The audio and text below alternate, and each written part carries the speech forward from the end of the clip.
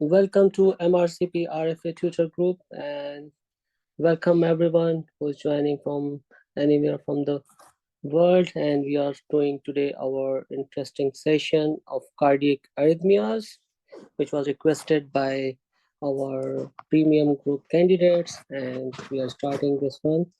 And so, with regards to the cardiac arrhythmias, it is always a difficult task to understand the ECGs and arrhythmias with regards to our MRCP exam. So that's why we decided to go with this topic. So as all we all know that cardiac arrhythmias, or we can say dysarrhythmias, they are caused by the disturbance in the rate, regularity, their site of action and conduction defect. And with regards to that, they are classified into the types which are related to their rhythm, rates, like the increased rate, which we can say tachyarrhythmias, in which the heart rate is more than 100, bradyarrhythmias, we have small complexes, tachycardia, which we say according to classification, according to the ECG changes, and then we have broad complex tachycardias, which are due to the conduction defects into the ventricular pathway. If a small complex, the defect is in the atrial pathway, the conduction in the pacemaker is starting in the atria.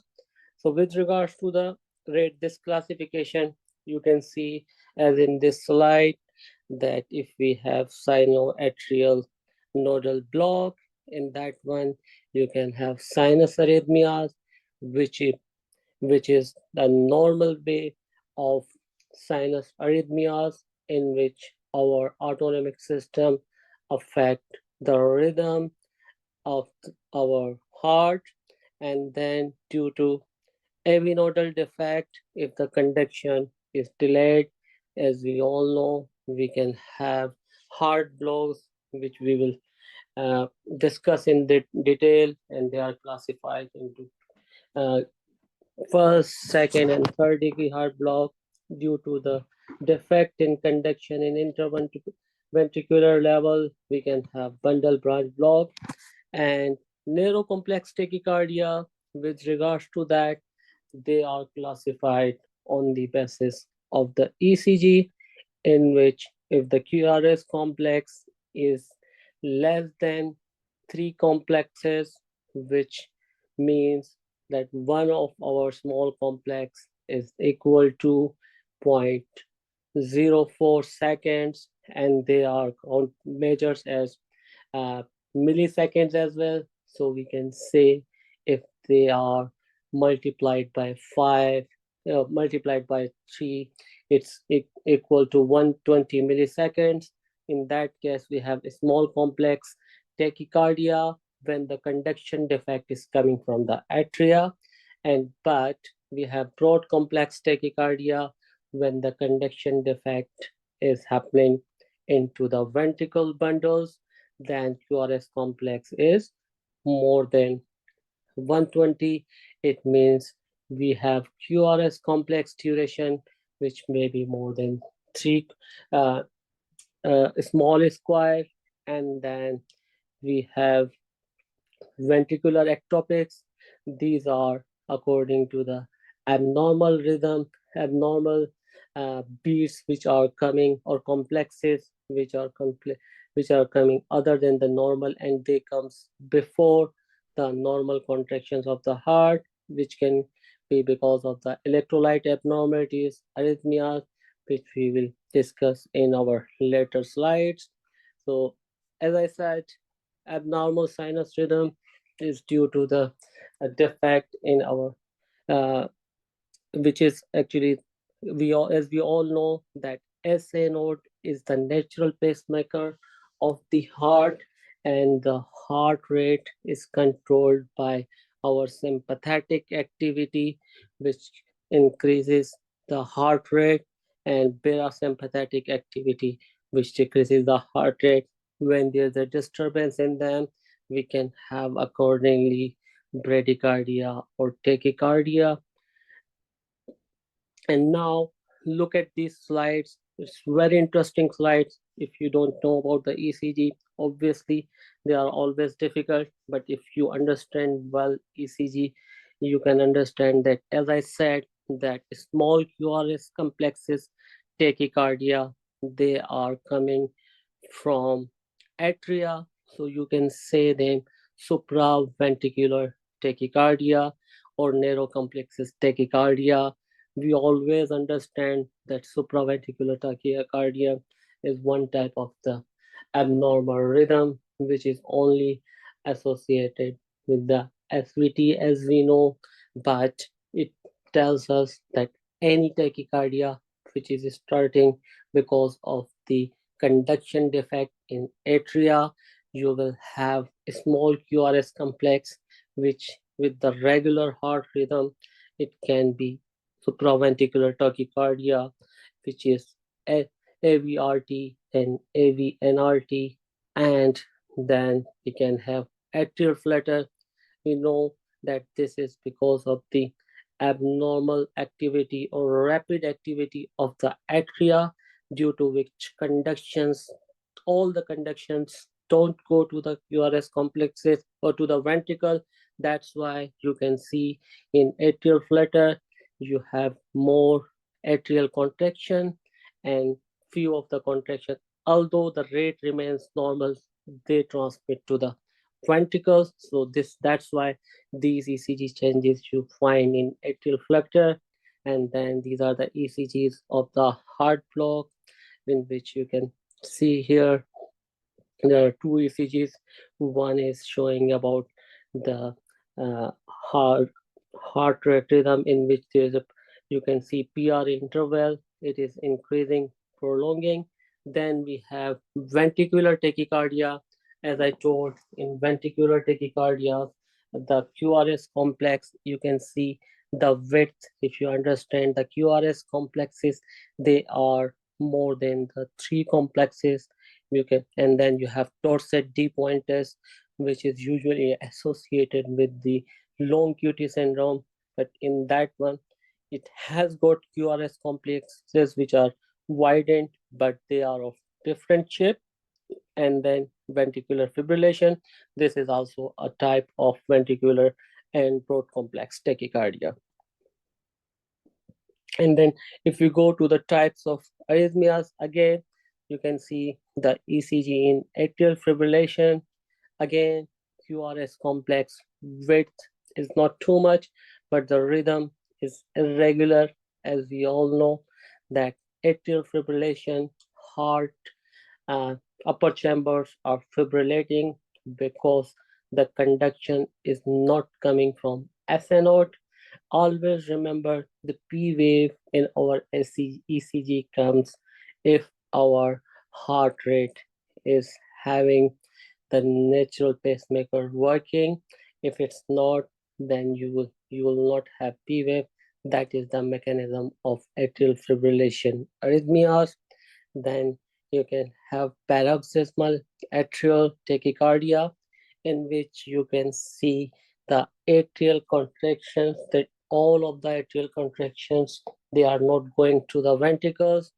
So that's why you can see here multiple atrial contractions, a small wave-like pattern, which can come in the conditions which are putting or giving strain onto the heart, like in our COPD patient, heart failure patient, and with our pacemaker can be can cause to have this paroxysmal atrial tachycardia. And again, as I said, ventricular tachycardia, you can see broad complex, you can see very wide QRS complexes.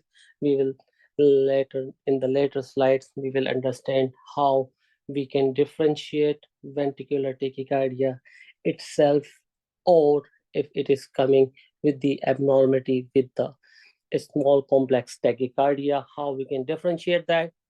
This is the ECGs again, with the sinus rhythm, in which you can see if the pacemaker of the heart, which is SA node, you can see the P wave is present, followed by the QRS complexes due to the ventricular depolarization, and then there's the T wave, which is a sign of ventricular repolarization. Then in the second ECG, you can see atrial flutter, in which we have the atrial contractions, and which are not all conducted to the ventricle. That's why you can see atrial contractions in a form of sawtooth appearance, and then you have QRS complexes. Again, an ECG of atrial fibrillation, in which you can say irregular rhythm and no P waves, and then QRS complexes. Then we have again, this is an interesting uh, syndrome, which is a sodium channel abnormality, which is associated with the genetic abnormality in SC5NA gene, which can cause arrhythmias, and it is an important topic and a cause of sudden death, which is in which we have ST elevation in one of the lead from V1 to V3, and followed by the T wave inversion. And then again, you can see the ECG of ventricular fibrillation, in which you can see the fibrillating heart. There are not appropriate QRS complexes because the conduction is abnormal because of the ventricular disturbances, and there's an abnormal rhythm of the heart. So this is why I'm showing these all ECGs, because these are very important to understand that the ECG presentation. And then if you understand the rhythm, the answering the question, and the question asked in the exam, they are very easy. Just they ask about you the management. But if you don't understand the ECG, it's always difficult to answer the question in MRCP. Again, this is, as you said, supraventricular tachycardia. As we all know that if our SA node is not working well, then the rhythm is controlled by the abnormal foci into the atria. So due to which we can have, if the rhythm is regular, as you can see here, and the QRS complexes are normal size, which means like they are less than 3 small complexes. It is narrow complexes tachycardia, in which we have supraventricular tachycardia. And as I said, that supraventricular tachycardias are not only the tachycardia which we understand with as SVT, but also the tachycardia, all the tachycardias which are coming from the atria are counted as supraventricular tachycardia, in which you have atrial tachycardia, where your atria are contracting faster than your ventricle. And then we have atrioventricular reentrant tachycardia. This is a tachycardia with supraventricular tachycardia, that because of the pre-excitation, like in certain conditions which are associated with supraventricular tachycardia, the most common of which is WPW syndrome, and then we have atrioventricular northern reentrant tachycardia. So you need to know in regards to exam that how we can differentiate them, and then according to that the management can be changed. But with regards to the exam, you just need to know the ECG finding of these tachycardia. Atrial fibrillation, as we said, when if the conduction or electrical activity of the heart is not coming from the natural pacemaker of the heart, so in that case it is coming from the abnormal foci in the atria.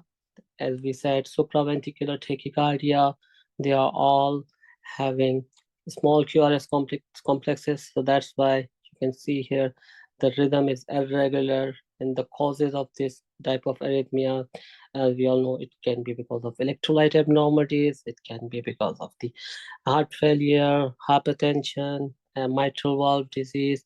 And as we all know, when the heart is fibrillating, that's why, as we all know, that atrial fibrillation is the most common cause of the embolic stroke, because of the atrial chamber they are fibrillating.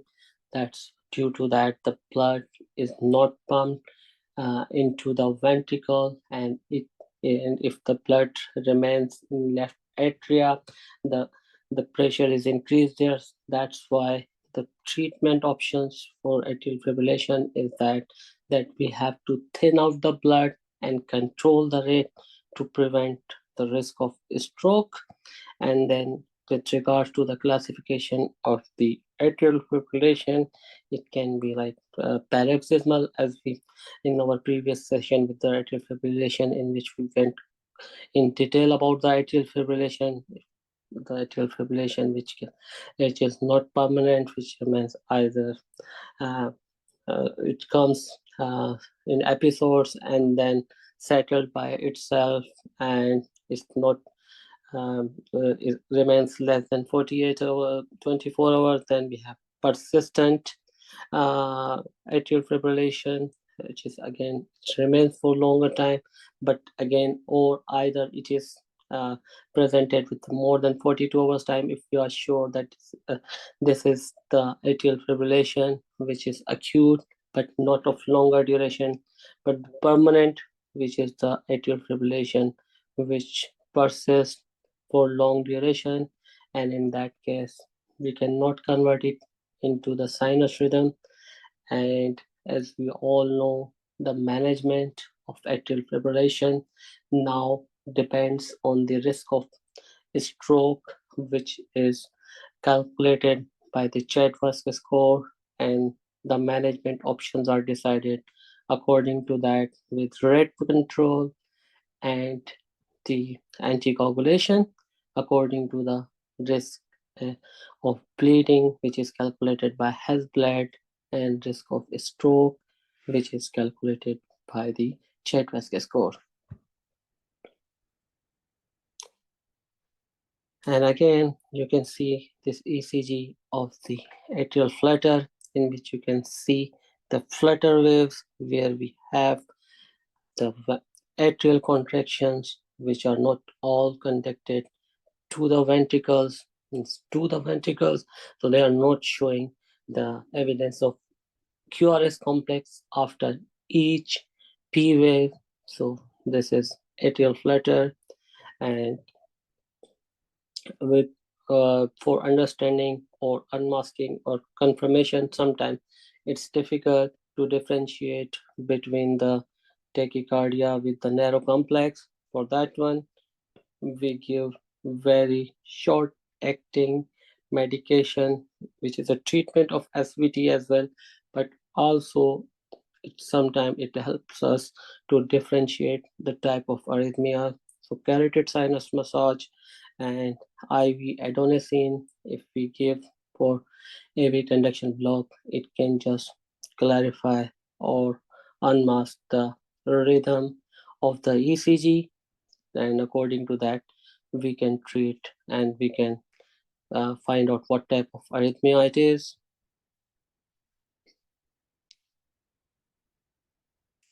Then ventricular tachycardia, as I said, it is due to the conduction pathway defect into the ventricles.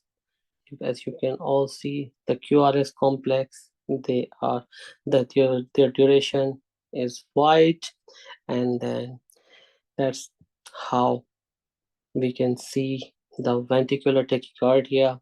And sometimes if we don't treat the ventricular tachycardia, it can lead to ventricular fibrillation. As we all know that this is a condition when the ventricles are fibrillating, they are not producing the contraction which are needed for our perfusion of our body organs, and obviously it can lead to sudden death. So that's why always for the conversion of ventricular fibrillation we use the DC shock. to convert or treat this tachycardia. So this is about the ventricular tachycardia, that if we will not terminate it, it may lead to ventricular fibrillation as well. And then ventricular ectopics, and as we know that these are ectopic beats, these are the beats which are abnormal than the normal beats. And to differentiate them from if they are their origin, again as we said, if the premature beats they are coming from the atria, then your duration is less than 3 small square. As we said, it is 120 milliseconds. And if it is coming from the ventricles, then the duration of the ectopic beats QRS complex is more than 3 small squares, as you can see here. And then according to the number and frequency of the abnormal QRS complexes, abnormal ventricular beats or atrial beats, we can decide them as bigeminy if one QRS complex is normal and another one is abnormal. In that case, we we say them as bigeminy if the two QRS complex, and after that you have one abnormal QRS complex. You can see here it's very clear in this ECG, normal QRS complex and abnormal QRS complex with the wide QRS complexes. If they are coming after every 4 normal beats, then they are called quadrigeminy and so on. First degree heart block, as we all know that heart block, as we say, if the conduction is delayed at AV node, so it can lead to the conduction defect, which are classified as heart block. In first degree heart block, the PR interval is prolonged, and as you can see, it says 0.2 seconds. It is again, as we all know, that it means that if the PR interval is more than 5 small square, it is equal to 0.2 seconds. If it is more than that and there's no other abnormality, no drop of the QRS complex, it's classified as first degree heart block, for which it doesn't cause much symptoms, just we need to find out the cause and we have to treat accordingly. If the cause of this type of heart block is related to the ischemia, we have to treat that one. If it is related to the medication effect, you have to treat that one. But first degree heart block doesn't need any treatment. With regards to ECG, you can see it's clear ECG. You can see the PR interval is prolonged, and if you count the ECG, you can easily find out that one large box is you can say distance of from the P to QRS complex is more than one large square, so it means that it is more than 5 small square. So it is, and then we have bundle branch block. It's always also tricky to understand about the bundle branch block. So this is a very interesting ECG where you can see that in right bundle branch block ECG, you can easily see here that you have RSR pattern and slurred S wave in lead V1, lead 1, V6, and if you will go with the different mentors and different, so there are the ways that to understand the ECGs, like as I remember always right bundle branch block. With my experience, I can tell you that RSR, right exit deviation, then you can think, and the QRS complex are widening, you can say it's right bundle branch block. And Q's in the anterior leads from V1 to V6, and left axis deviation and QRS complex is wide, it is left bundle branch block. But always we need to know the, as it says here, according to the guidelines and classification, as it says in lead V1, we can have RR pattern, RSR, or QR pattern, and a slurred S wave in lead 1 and V6. And in case of left bundle branch block, again remember, as I said earlier, in the bundle branch blocks, always the QRS complex would be of the same as we said into the ventricular conduction defect, but there would be a particular pattern which is shown here: RS complexes and QS in lead 1 and monomorphic R wave in lead 1 and V6. Second degree heart block. In this type of heart block, we have two types. One is called Mobitz type 1, which is explained here. And in this one, you can see that PRL interval progressively increases in the successive QRS complexes, and at the end, one of the beat is missed. And in another type of another second type of Mobitz type 2 heart block, which is mostly associated with the myocardial infarctions. And in Mobitz type 1, if it is not symptomatic, we always try to treat the underlying cause.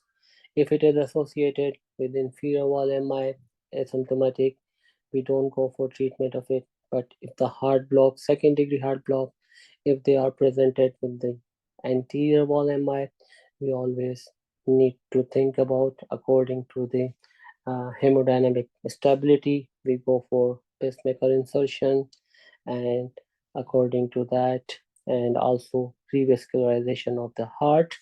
But here we are just understanding the type of the heart blocks and arrhythmias. So I would say progressively increase PR interval and then drop beats. It is second degree heart block, Mobitz type 1, and then in Mobitz type 2, you can have missed beat, but which doesn't follow the same pattern, in which the missed beat comes after the progression of the PR prolongation.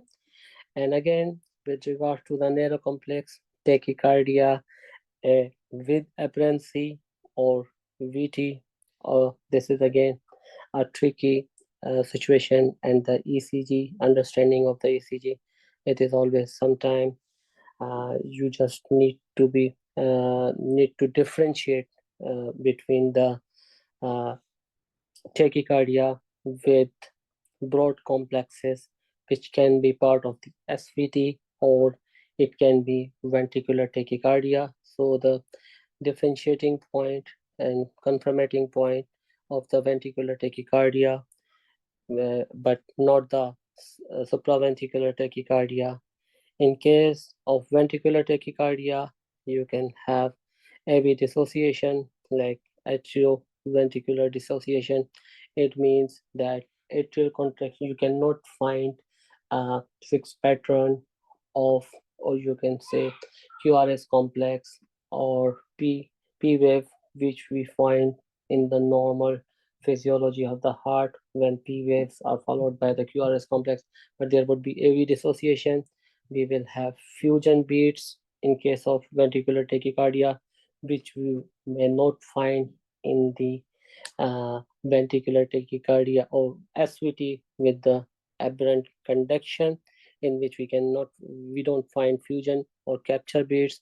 The fusion beats are the beats when the abnormal beats, they are joined with the, or you can say fuse with the QR ventricular QRS complexes, or we can have capture beats in which with the ventricular tachycardia white complexes, in which in between you can have the normal complexes.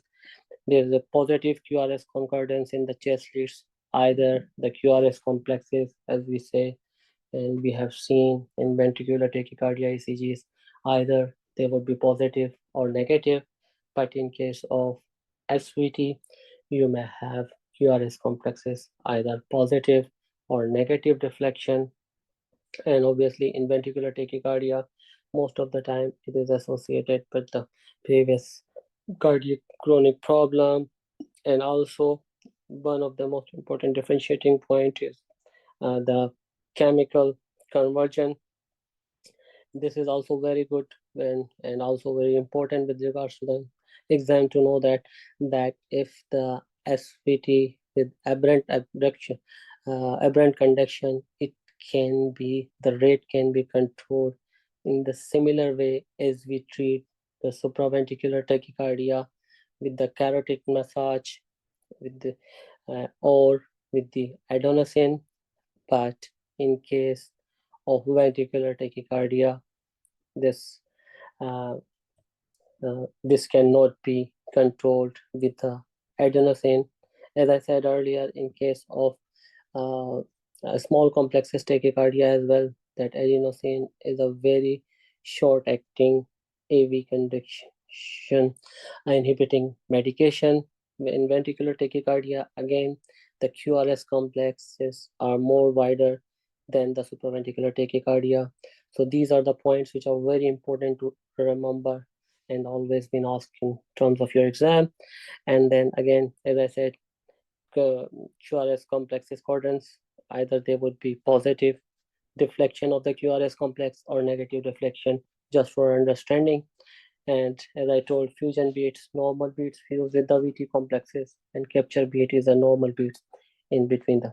And this is just a quick slides to understand the treatments of the arrhythmias, which is tachyarrhythmias or bradyarrhythmias. Always remember, all the arrhythmias, if there is a shock, the treatment is shock. Either it is broad complex tachycardia or it is a small complex tachycardia.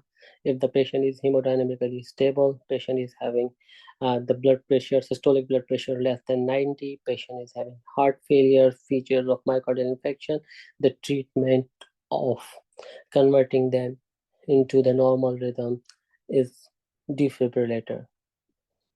And then with regards to the specific to the arrhythmias, the treatment of supraventricular tachycardia, vagal maneuver, which is and as well as adenosine carotid sinus massage to inhibit the vagal stimulation, which is the parasympathetic nerve.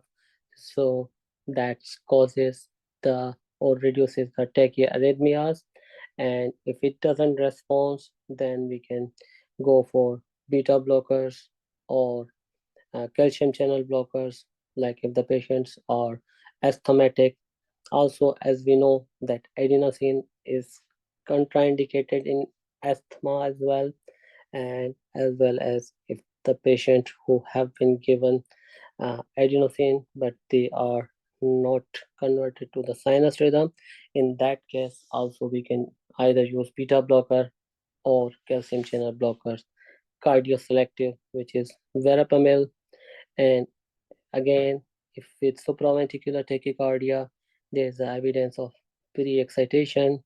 As I said, that if they are associated with WPC or W syndrome, then we can use flecainide, because this is also, it's very important in case of SVT to understand and differentiate the ECG which are associated with WPW syndrome, because all the medication which uh, blocks or inhibit the AV conduction, they may lead to the acceleration of the accessory pathway, though they block the AV node, but that accessory pathway stimulation can lead to ventricular fibrillation. So that's why it's always AV conduction blockers are contraindication in supraventricular tachycardia associated with WPW syndrome. And then, as I said again, if there's no structural heart disease, in case of supraventricular tachycardia, we can use beta blocker, flecainide, and sotalol. And then again, if structural heart disease, again, beta blocker and verapamil are avoiding pre-excitation.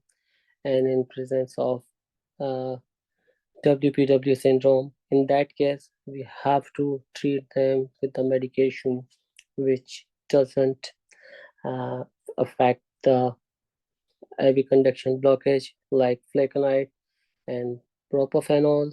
And then with regard to the atrial fibrillation, as I said earlier, the treatment options are controlling the heart rate and anticoagulation. So the treatment of both atrial fibrillation and flutter if the patients are hemodynamically stable, the beta blocker and digoxin we can use.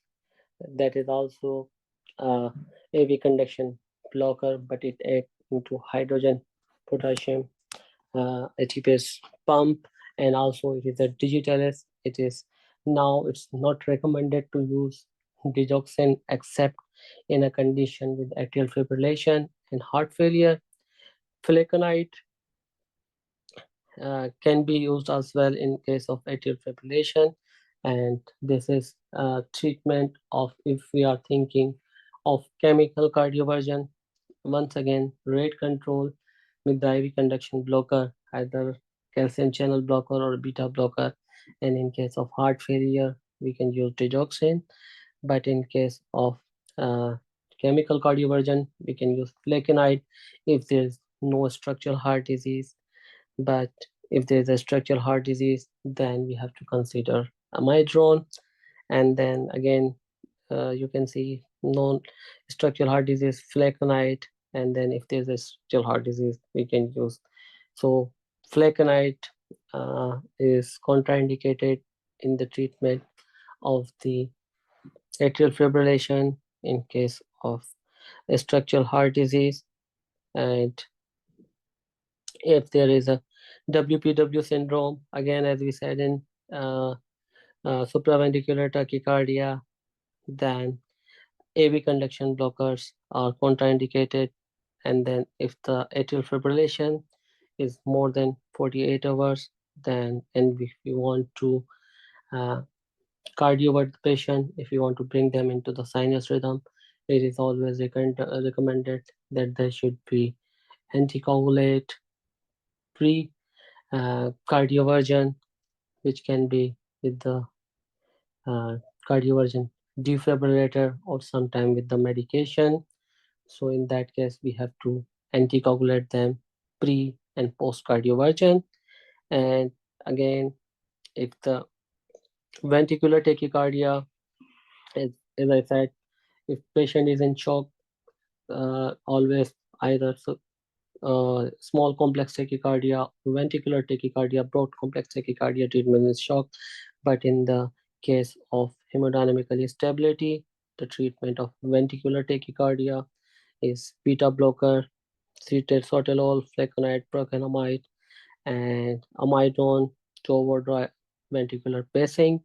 And if there is no structural heart disease, idiopathic VT, again the treatment is beta blocker, flecainide, and sotalol. With regards to the bradyarrhythmias, the treatment if the patient is hemodynamically stable, there is no structural heart disease, congenital heart block, and asymptomatic, then we can observe the patient, reassure, passing, which can be transverse or permanent pacemaker. And if the patients are having structural heart disease or they are symptomatic, then the treatment is permanent pacemaker. And the medical management of the patient with the bradyarrhythmias, as we all know, sympathetic, atropine, glycopyrrolate, adrenaline, isoprenaline, dopamine, aminophylline, and transcutaneous passage. And these all depends on the hemodynamically stable. If the patient can is hemodynamically stable, we can continue with the medication. But if the patients are not stable, then we have to go for intervention according to the cardiologist advice. Then again, a very important topic, WPW syndrome, which we always say that it is a atrioventricular reentry tachycardia, and as we all know, it is because of the accessory pathway. And the ECG findings, they are always important, and we should know the ECG found of presentation and the treatment and differentiating the supraventricular tachycardia, which are associated with WPW syndrome, because it's all the way change the treatment, and it is always an important topic with regards to that. So in this ECG in WPW syndrome, there's a short PR interval, slurred up stroke with delta wave, and due to this delta wave, the QRS complex become wide. You can see the ECG here. After P wave, there is a no big dip, and because of this slurring, you can see the QRS complex width. It's look like wider than the normal. And then PR interval, as I said, it is even less than 120 milliseconds. As I said, that it is like less than 3 small square. As you all know that the normal PR interval is 3 to 5 small square, but in case of WPW syndrome, it is less than 3 small squares. And delta wave, and the association of WPW syndrome, it can be associated with HOCM, hypertrophic obstructive cardiomyopathy, mitral valve prolapse, abstained anomaly. The treatment, the definitive treatment of WPW syndrome is always radiofrequency ablation. And regarding the medical therapy, sotalol, amidone, and flecainide, again, important thing which we always need to know. Sotalol, as we all know, this is also a reconduction blocker. We should avoid, as I said, if we are giving any AV conduction blocker, in the case if the patient is having atrial fibrillation or supraventricular tachycardia with WPW syndrome. Again, I am saying with WPW syndrome, it blocks the normal AV conduction, but the accessory pathway accelerate, and it can lead to ventricular fibrillation. So always, whenever the MCQs are coming of WPW syndrome, either with ECG or without ECG, if the questions are asking about so the treatment of these tachyarrhythmias in association with WPW syndrome, AV conduction blocker. And what are AV conduction blocker?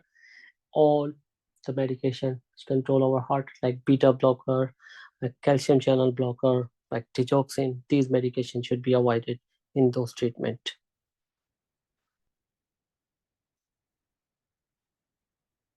Brugada syndrome, as I told earlier, it is an inherited cardiovascular disease, and it is a very common cause of sudden cardiac death. It, it is inherited as autosomal dominant patients, and it is because of the mutation in SCN5A, and which encodes a myocardium sodium ion channel protein. Always these try to remember this point with regards to Brugada syndrome. And also you need to know the ECG findings. Yeah, you can see here this ST elevation in it's not the typical pattern of myocardial infarction in which we have ST elevation and the reciprocal changes in the, like if we have anterior wall MI, then we have ST elevation in the anterior leads, and the reciprocal changes in the other sides of the leads, like inferior leads. Like if we have inferior myocardial infarction, we have ST elevation in the inferior leads and reciprocal in the anterior leads. But with regards to Brugada syndrome, just you can have this ST elevation, which can be in, and also it can confuse with the myocardial infarction, in which you have ST elevation in from lead 1, V1 to V3, maybe in the one lead or two leads, or after that you can see there's a T wave inversion just after ST elevation, and also there is an RSR pattern. So this is the ECG presentation of the Brugada syndrome. And then the treatment for confirmation of it, or you can see it can be more apparent with the flecainide and ajmaline. And the treatment of Brugada syndrome is implantable cardioverter fibrillator. With regards to the exam, we should know the, again I can show you the ECG findings. We should know the treatment of it, and we should know the electrolytes or the genetic abnormality associated with the Brugada syndrome. Long QT syndrome, again, a very important topic with regard to the MRCP, in which you should know the type of long QT syndrome, causes of long QT syndrome. So the congenital causes of long QT syndrome. First of all, let me tell you the long QT syndrome in which the QT is prolonged and QT duration if it is more than 480 milliseconds in female and 520 milliseconds in males. It's called a prolonged QT. Again, to understand the QT prolongation, you should know the duration, which is zero point 0.4 milliseconds or 40 milliseconds in one small square. So from the start of Q wave till end of T wave, just calculate it and just remember a little bit of uh, your mathematics sense. If they are showing, if they are going more than 12, always think like if you have to just comment on the QT prolongation, it means if the QRS is small square from the start of Q wave till the end of T wave, if they are more than 12, then the QT is prolonged, and then you have to decide about that. So like if the QT is prolonged, then you can always answer if there is always there's a question of identification of the QT prolongation, which is also difficult um, to know. Then we should know the causes. As I said, the congenital causes uh, is Cherwin-Lynch syndrome, and it is due to the abnormal potassium channel, and it is associated with deafness. Then we have Romanov-Wart syndrome, in which there is no deafness. Just try to remember them as a name of the congenital causes of long QT syndrome. Then the drop causes, always try to remember as many names as you can have different MCQ. Sometimes they are asking patient with respiratory symptoms, going with fexofenadine, erythromycin, which both of them cause QT prolongation. You should know amidrone, tricyclic antidepressant, SSRI, methadone, chloroquine, terfenadine, erythromycin, haloperidol. Try to remember as much as you can, so you can have like with the number of the list of the drugs and the causes can be asked. Electrolyte abnormalities, which can cause hypocalcemia, hypokalemia, hypomagnesemia. Always, if the questions asking about and giving the electrolyte results, just write the answer should be the correction of this electrolyte abnormalities in case of long QT syndrome, and then it can be associated with cardiac ischemia, myocarditis, hypothermia, subarachnoid hemorrhage, and then the classification of this long QT syndrome when it is associated long QT1 when it is associated with exertional syncope, often swimming, and then if it is associated with syncope, which can occur after auditory stimuli exercise, then it is long QT type 2, and if it is occurs after the night rest, it's a type 3. Just remember these things with regards to the exam, but the most important thing that you should know the medication causes, understand, and the you can say duration of the QT, which is prolonged. This is always important. Then we have Torsades D pointers. It is polymorphic, as the name suggests, different shape of ventricular complexes, which can be associated with long QT syndrome. And if we don't treat that one according to the cause, the most important treatment for this one is, as you can see, the causes, because it's associated with the long QT syndrome, and the treatment is magnesium sulfate, and also in some cases we use isopronoline for overriding. So this is all about the cardiac arrhythmias, and especially which are the most common and important topics which are asked in our exam. If you have got any questions, you are more than welcome to ask the questions.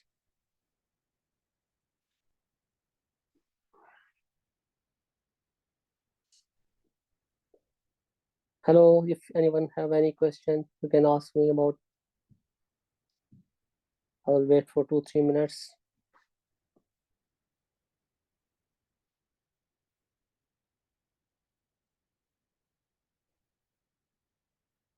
Hello, if anyone have any question, I'm available here for 3 to 5 minutes.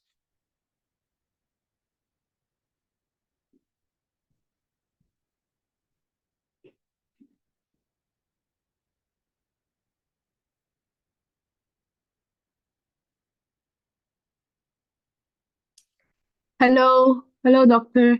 Hello, Zuka. How are you? Good evening. Good evening. Thank you very much. It was very concise and very nice. It's easy to revise, Yeah, yeah, memorize. Thank yes, you. yes, yes, because you guys requested to have this one, so I think it's very important in especially in MRCPI. If I'm not wrong, they give more Yeah. of these ECGs, and as well as in MRCP one as well. They don't give much ECGs, but they can ask, as I told, about the causes like WBW syndrome, long QT syndrome. These MCQs are very Okay. common in MRCP UK as well. Okay. Okay. Do you have Thank any you queries? again. Welcome. Any Oh queries? no, this was more than enough. Thank you Yeah, very yes, much. I think it is more than enough at the level of MRCP one, and it's very Yeah. the way like I tried that it would be useful. I hope it would be useful for everyone. It was indeed. Thank you, doctor, again. Thank you. Welcome, and see you in the next session, everyone. And if anyone want to join RFA for the help and support, we have these on and off. We have these meetings. This all you can have the standard material, MCQs, and this preparation courses and important points. You are always welcome, and you can contact RFA in their Facebook, Instagram, and WhatsApp group, and we are always here to help. Thank you very much, everyone. Bye, and we are finishing our session today.